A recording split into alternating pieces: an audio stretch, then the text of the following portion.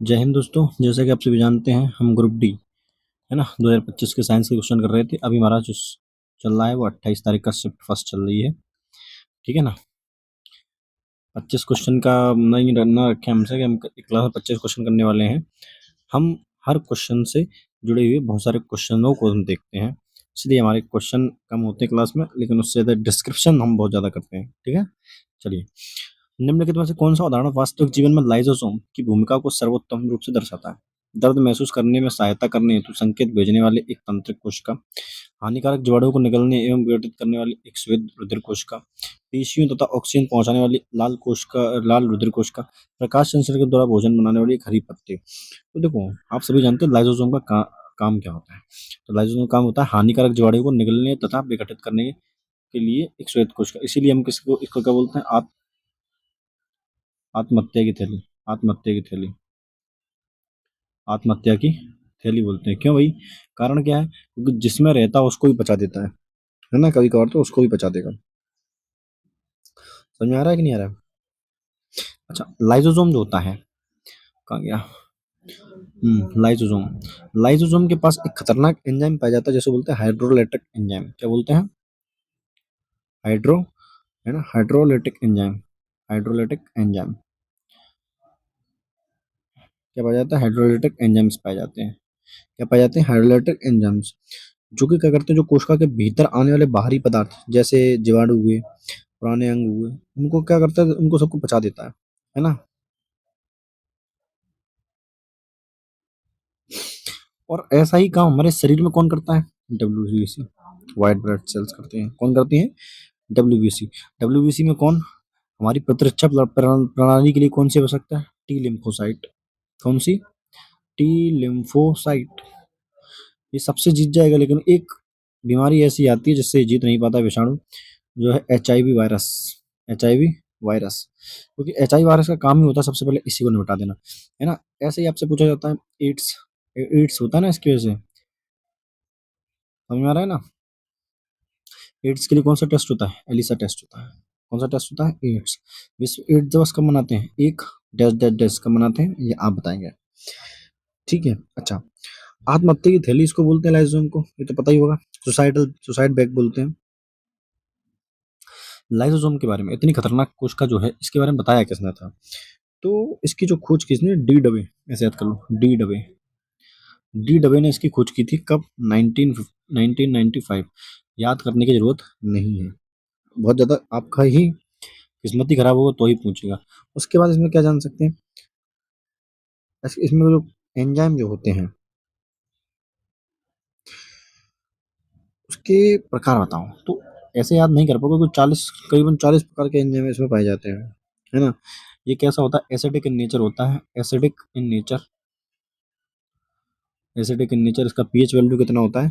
तो 4.5 से लगभग 5.0 के बीच में इसका पाचक एंजाइम होता है ना। अच्छा। अच्छा, लाइसोसोम ऐसी कौन सी कोशिका है जिसमें आई राइबोसोम नहीं पाया? तो बताएंगे आरबीसी। आरबीसी के अंदर क्या नहीं होता? लाइसोसोम नहीं होता। अच्छा, आरबीसी के अंदर एक एक आध चीज और भी तो नहीं होती। आरबीसी के अंदर आपका केंद्रक नहीं पाया जाता। आरबीसी के अंदर क्या नहीं होता? केंद्रक नहीं पाया जाता। इस बात को समझने, याद रखना। अच्छा, ऐसे ही कुछ चीजें याद कर सकते हैं। माइटोकॉन्ड्रिया। माइटोकॉन्ड्रिया। तो माइटोकॉन्ड्रिया जो है, माइटोकॉन्ड्रिया को हम बोलते हैं power house of the cell. Power house of the cell. तो इसको बोलते हैं power house of the cell. क्यों? क्योंकि भैया यहीं पर आपकी एनर्जी बनती है, एटीपी का निर्माण होता है। एटीपी मतलब एडेनोसिन ट्राइफॉस्फेट। क्या होता है? Adenosine triphosphate. अच्छा, हमारे कोशिका में प्रोटीन का निर्माण कौन करता है? किसका निर्माण? प्रोटीन का निर्माण। तो प्रोटीन का निर्माण जो करता है, वो आपका कौन करता है? आपका राइबोसोम करता है। कौन करता है? राइबोसोम करता है। इसलिए राइबोसोम को हम क्या बोलते हैं? इसलिए हम राइबोसोम को प्रोटीन फैक्ट्री के नाम से जानते हैं। किसके नाम से जानते हैं? प्रोटीन फैक्ट्री, है ना। तो तीन चीजें, आत्महत्या की पहली, लाइबोसोम, लाइसोसोम, ठीक है, और क्या जाना था? तो माइटोकॉन्ड्रिया पावर हाउस, और प्रोटीन फैक्ट्री आपका राइबोसोम। अच्छा, एक होता है गोल्गी। गोल्गी काय, गोल्गी काय को बोलते हैं ट्रैफिक पुलिस। क्या बोलते हैं? Traffic police. अब ट्रैफिक पुलिस का काम क्या होता है? ट्रैफिक पुलिस का काम होता है जैसे क्योंकि पदार्थों को परिवहन करना, परिवहन करवाना, क्या करवाना? परिवहन करवाना। समझ में आ गया कि नहीं आ गया?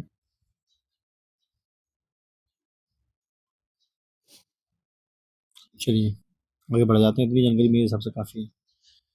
ओके। तरंग का आयाम बढ़ने पर निम्नलिखित में से किसमें वृद्धि होगी? आयाम बढ़ने पर वृद्धि किसमें होगी?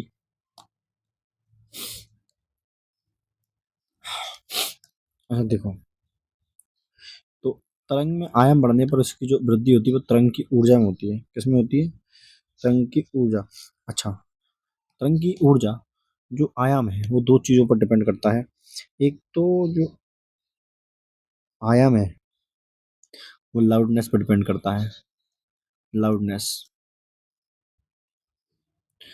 जितना ज्यादा आयाम होगा उतना ज्यादा क्या होगा? लाउडनेस होगा। और उतनी ज्यादा ऊर्जा भी होती है।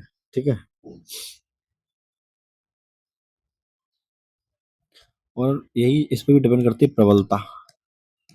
लेकिन प्रबलता 4 गुना टाइप होती है। क्या होती है? 4 गुना।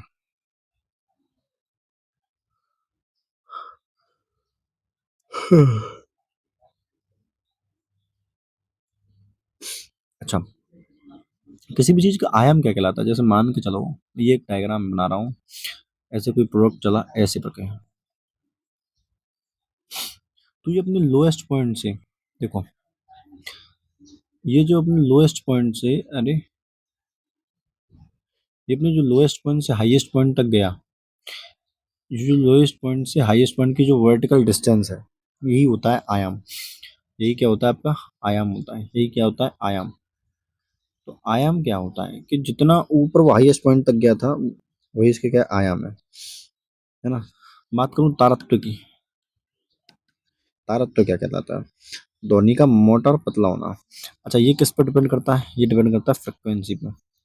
ध्वनि का पतला और मोटा होना किस पर डिपेंड करता है? महिलाओं पर। अब महिलाओं का क्या होता है? तारत्व अधिक होता है फीमेल्स में।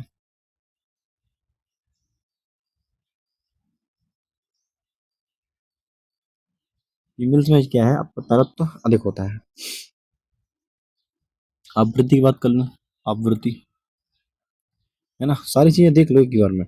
आवृत्ति का ऐसा ही मात्रक हर्ट्ज होता है। आवृत्ति क्या होता है? प्रति सेकंड में होने वाले कंपन क्या होते हैं? प्रति सेकंड में होने वाले कंपन, होने वाले कंपन।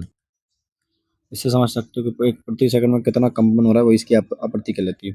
ऑडिबल साउंड, ऑडिबल साउंड क्या है?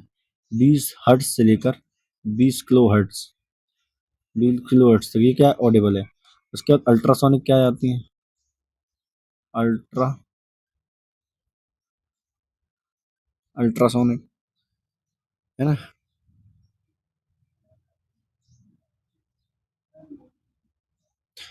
ये होती है, ये 20,000 20 किलो हर्ट्ज से ज़्यादा होती है। और 20 हर्ट्ज से, 20 हर्ट्ज, केवल 20 हर्ट्ज, 20 हर्ट्ज से जो कम होता है उसे हम बोल सकते हैं कि वो कैसी होती हैं? इंफ्रासोनिक होती हैं। क्या होती है? इंफ्रासोनिक। अरे जाना यार,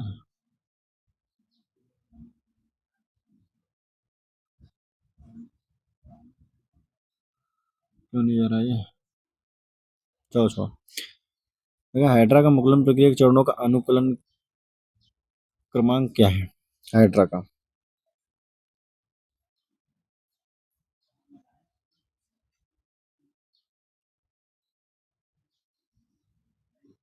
क्या बोल रहा हूँ, नींद सी आ रही है भयंकर। देखो, तो उसमें ऑप्शन निकालने हैं आपको। तो मुकुलन आरंभ, मुकुलन परिपक्व, मुकुलन वियोजन। देखो, मुकुलन प्रयोग पहले मिच्योर कैसे जाए? पहले मुकुलन बनेगा उसके बाद मिच्योर होगा, तो ये नहीं होना चाहिए। मुकुल आरंभ होता है, ठीक है। मुकुल वियोजन, परिपक्व नहीं, नहीं नहीं। देखो, मुकुलन पहले होगा, ठीक है, फिर मुकुल परिपक्व होगा, फिर मुकुलन का वियोजन होगा, और फिर नई वृष्टि बनेगी। तो देखो, मुकुलन फिर मुकुलन का परिपक्व होना, फिर मुकुलन का वियोजन और फिर नई व्यष्टि। ऑप्शन नंबर डी जो है करेक्ट आंसर। क्या होगा? डी होगा। तो ये मुकुलन कैसी प्रक्रिया है? अब लेंगे asexual production, reproduction. Asexual reproduction क्या है? असेक्सुअल रिप्रोडक्शन है। क्या है? असेक्सुअल रिप्रोडक्शन है। ठीक है। ठीक। सर लेकिन रिप्रोडक्शन तो दो टाइप का होता है, एक होता है sexual reproduction, sexual reproduction, sexual reproduction होता है। एक क्या होता है? Sexual reproduction. एक होता है आपका असेक्सुअल रिप्रोडक्शन।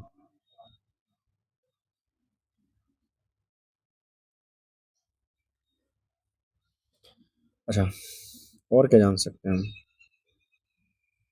हाइड्रा के अलावा किसमें होता है? हाइड्रा के अलावा आप जान सकते हैं ईस्ट, YEAST, ईस्ट। जो ईस्ट होता है उसमें भी क्या होता है? वो भी कुछ के जीव है, तो उसमें भी क्या होता है? मुकुलन होता है। उसमें भी क्या होता है? मुकुलन। एक होता है पुनर्उद्भवन। तो पुनर्उद्भवन किसमें होता है? तो ये भी हाइड्रा में होता है, प्लेनेरिया में होता है। हाइड्रा और प्लेनेरिया, HP, HP में होता है क्या आपका? रीजनरेशन, एच, समझ गए? अच्छा, हाइड्रा किस संघ का वो है? फाइलम। तो ये होता हाइड्रा स्लेंट्रेटा। क्या है? हाइड्रा स्लेंट्रेटा।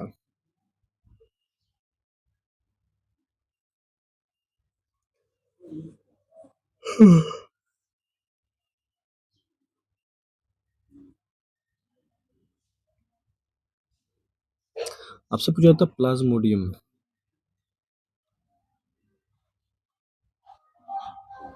तो प्लाज्मोडियम किस वजह से होता है? तो आप बताएंगे मलेरिया। इस वजह से होता है मलेरिया। और प्लाज्मोडियम में क्या होता है? बहुखंडन होता है। प्लाज्मोडियम बहुखंडन, बहुखंडन होता है। ठीक है। एक होता है कायिक प्रवर्धन। क्या होता है? कायिक प्रवर्धन। कायिक प्रवर्धन वो बोलते हैं वेजिटेटिव प्रोपगेशन। इसमें क्या होता है कि पौधों में जो वर्धी भाग हो, जैसे जड़ हुआ, तन हुआ, पत्ती हुआ, पौधे हुए, जैसे आलू हुए, आंख, ब्राइपल, इनसे ही एक नया पौधा उगता है। क्लोन क्या होता है? देखो, जब कोई किसी भी जीव के अंदर असेक्सुअल रिप्रोडक्शन होता है तो जैसा वो है वैसे ही उसका बेटा पैदा होगा। मतलब यहाँ पर कोई भी नई चीज ऐड नहीं होती, उसे हम क्लोन बोलते हैं। क्या बोलते हैं? क्लोन। अच्छा, अमर जीव किसको बोलते हैं? अमर जीव, तो ये हाइड्रा को ही बोलते हैं। क्या बोलते हैं? हाइड्रा। हाइड्रा के कितने भी टुकड़े कर देंगे अपन तो क्या होगा? एक नया जीव उससे उत्पन्न हो जाएगा। ठीक है। आज के लिए इतना रखते हैं, मिलते हैं अगले, तब तक के लिए धन्यवाद। जय हिंद।